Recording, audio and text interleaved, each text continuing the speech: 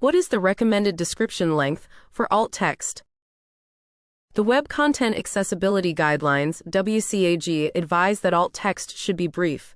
For non-complex images where a simple description suffices, you want to keep alt text to 1 to 2 sentences if possible. Screen readers read content as a single string, so there's no way to pause the text or go word by word. This results in alt text presented as a chunk of text from beginning to end.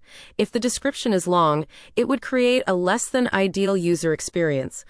When dealing with complex images where users would benefit from a significant amount of detail, you should provide the information as visible text on the page.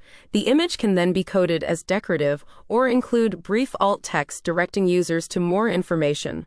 For example, horse jigsaw puzzle, full description in product details. Accessible web. Web accessibility made simple.